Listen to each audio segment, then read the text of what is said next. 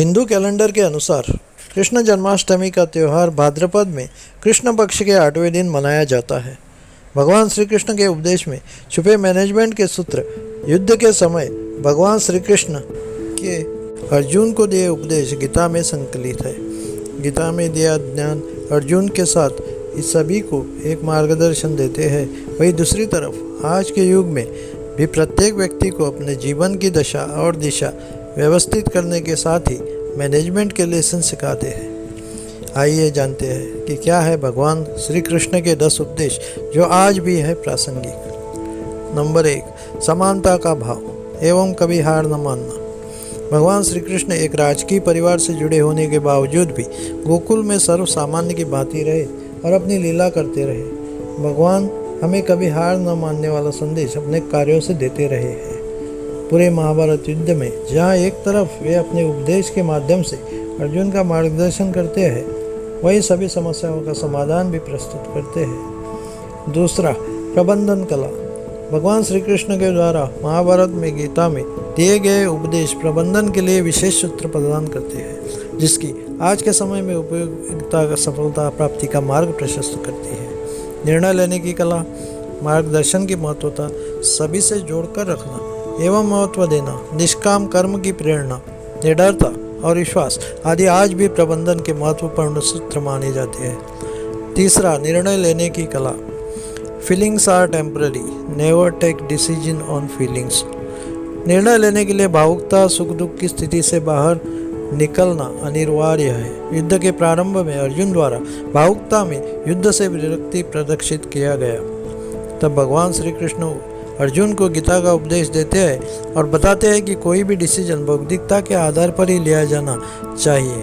भावुकता के आधार पर लिया गया निर्णय हमको उचित निर्णय लेने में बाधित करता है।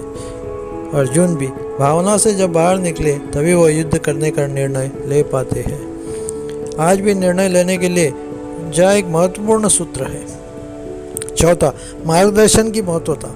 जीवन के पथ प्रदर्शक की विशेष भूमिका होती है। महाभारत में एक कथा आती है कि भगवान कृष्ण के पास अर्जुन, दुर्योधन दोनों आशीर्वाद लेने आते हैं। श्री कृष्ण ने उनके सम्मुख 2 प्रस्ताव रखे।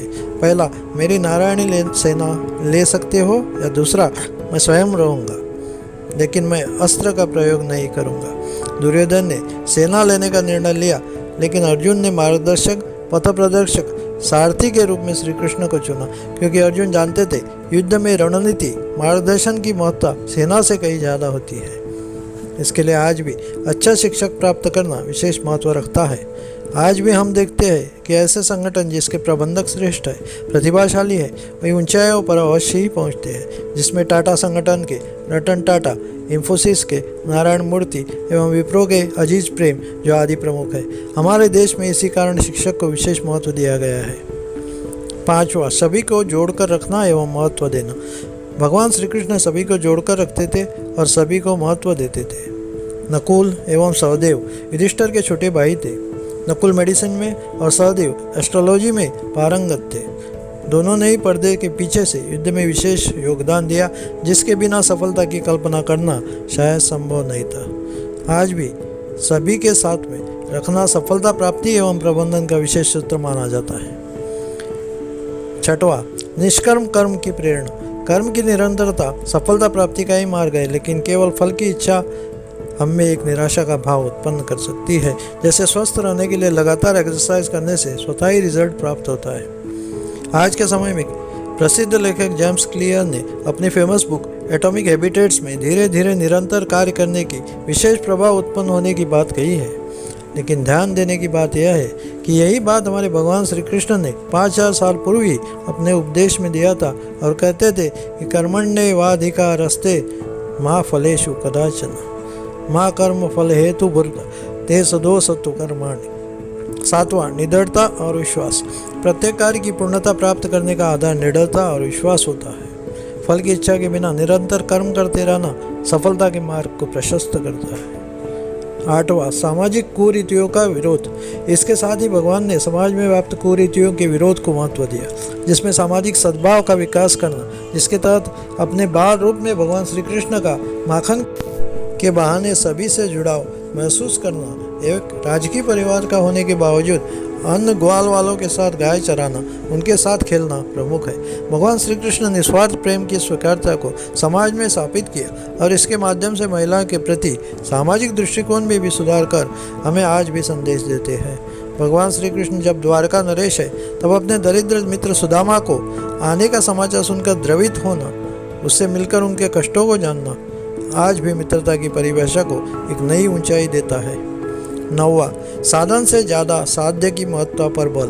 भगवान श्री कृष्ण प्रथम ऐसे अवतारित देवता हुए जो साधन से ज़्यादा साध्य को महत्व देते थे। उनका मानना था कि किसी सफलता को पाने के लिए साम दाम दंड भेद किसी भी प्रकार की कूटनीति का प्रयोग करना उचित है। 10वां, सामाजिक सरोकार का संदेश। भगवान श्री कृष्ण हम लोगों को सामाजिक सरोकार, आपसी सहयोग का भी एक संदेश देते हैं। गोवर्धन पर्वत को उठाने की घटना इसी प्रसंग से जुड़ी हुई है।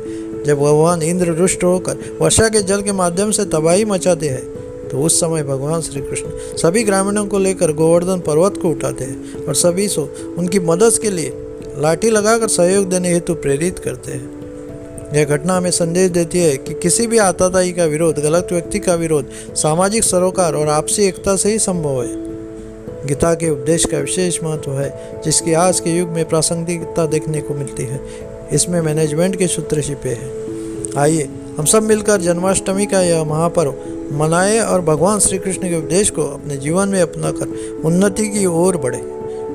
कृपया अपनी प्रतिक्रिया अवश्य दें जिससे हम इसकी गुणवत्ता बढ़ा सकें। धन्यवाद।